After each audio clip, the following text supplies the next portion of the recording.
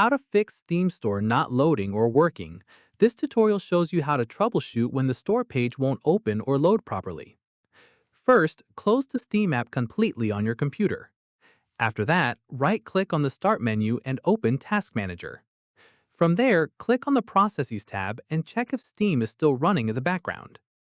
At this point, if it is, right-click on it and select End Task.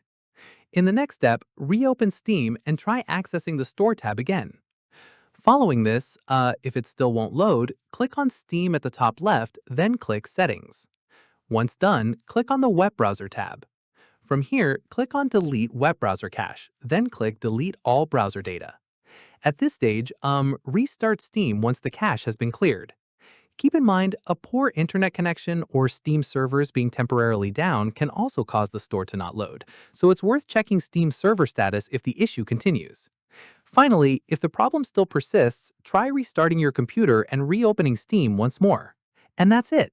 If this guide helped you fix Steam Store not loading, give it a like, subscribe for more Windows tutorials, and tap the bell icon for updates. See you in the next one.